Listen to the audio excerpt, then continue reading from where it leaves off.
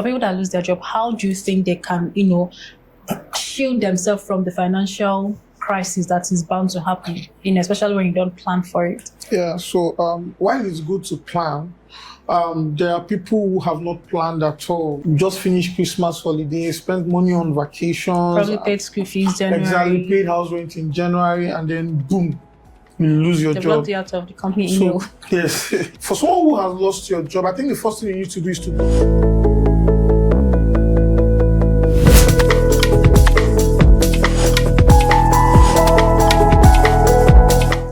You're welcome to another interesting episode on the financial series.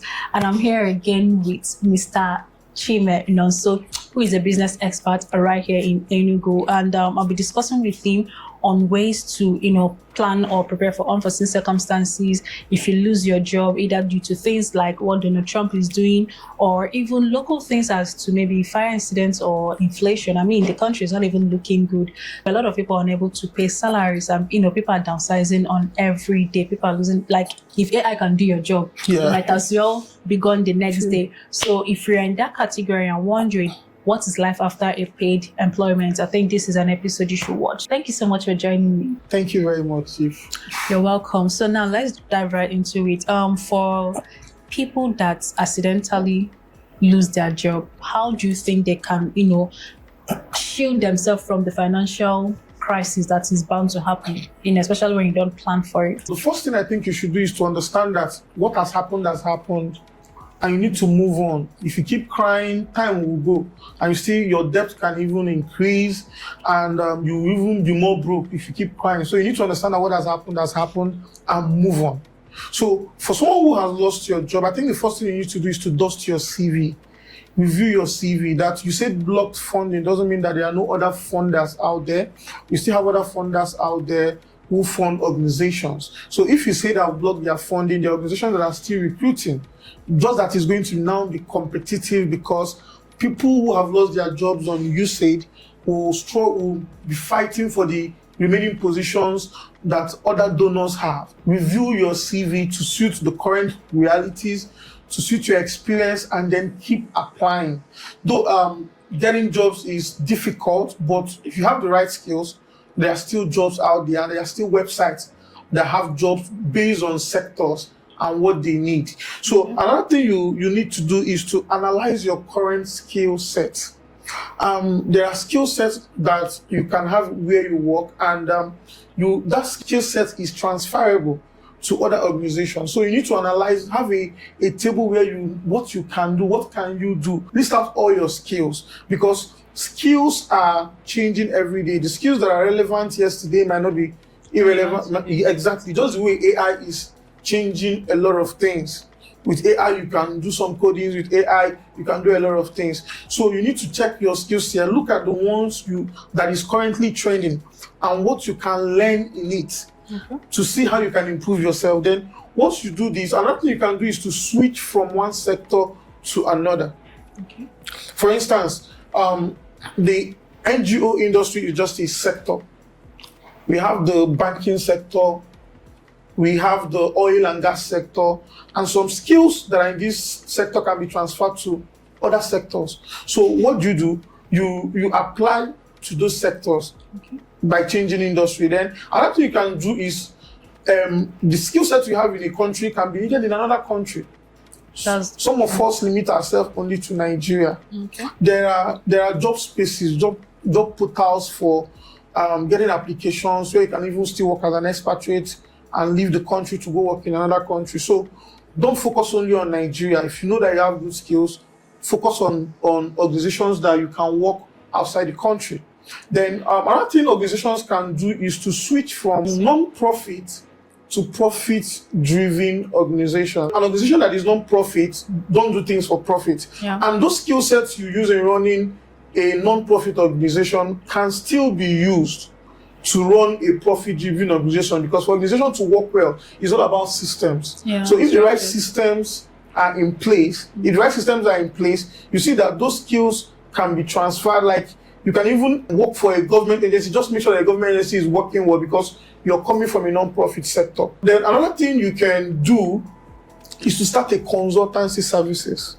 Yes. Okay. Because Consulting for yes, you can consult for people, you can consult for organizations. Okay. Let me use this as an example. Like soft skill is underrated Well, yeah. in organizations in Nigeria. Soft skills are underrated. So if you're knowledgeable about soft skills, you can write to organizations to train them on these soft skills.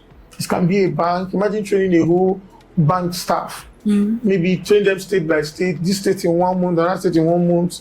If you have the right skills, you can consult for organizations. Then some of those skills you have, you can also train people on it.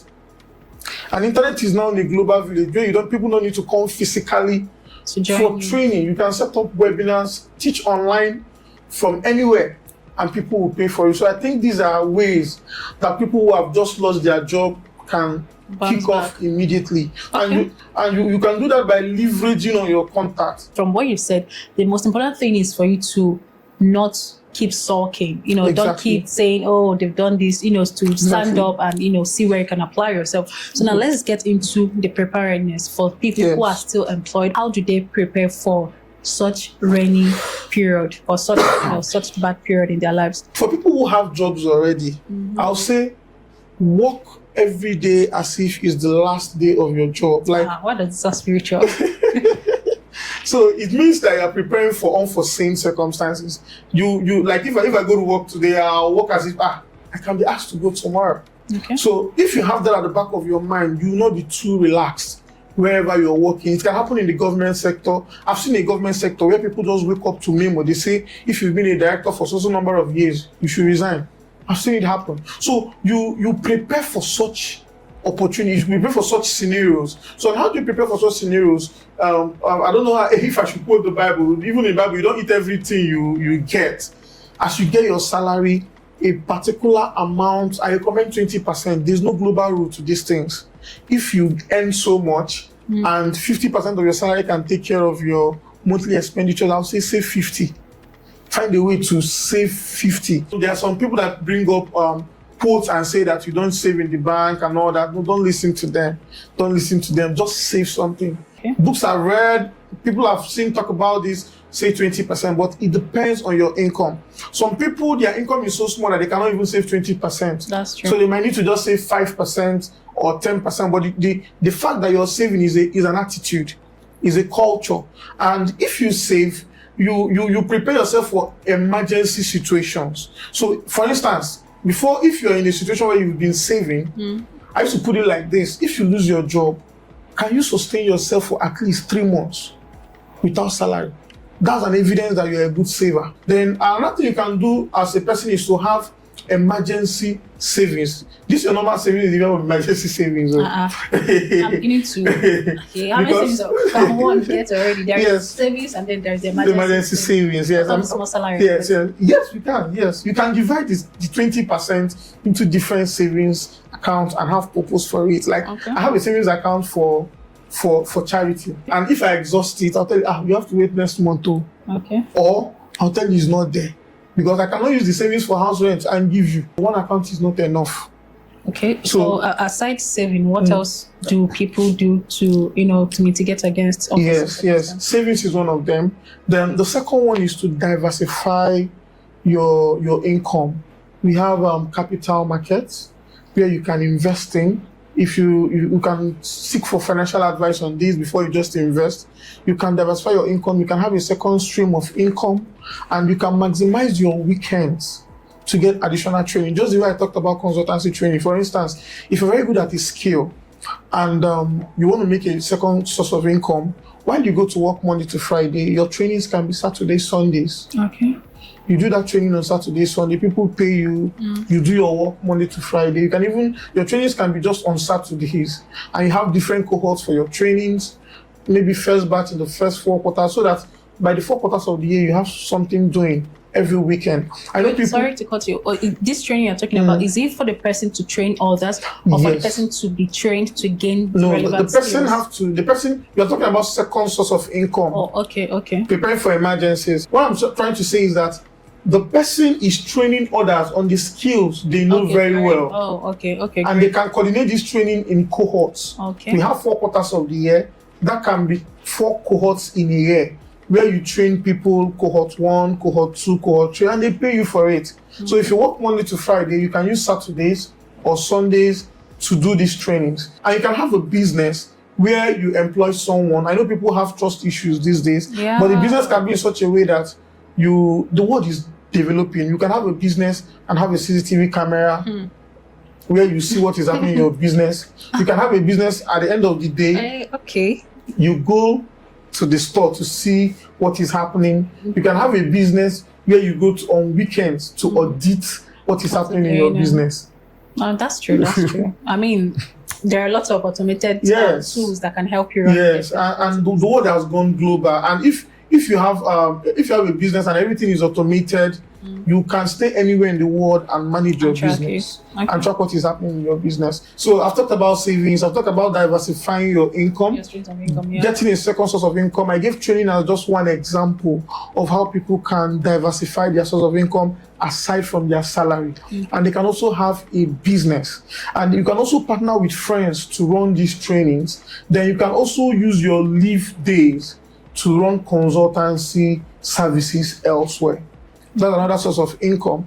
Then you can also have business. There are different businesses. So the income the business is giving you might not be as big as what your salary is paying you, but you have something as backup.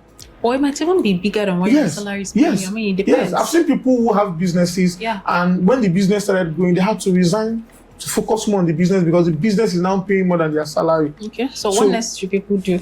We've talked about savings, we've talked about extra source of income. What else can people do? Yes, people can learn new skills while at their job. Okay.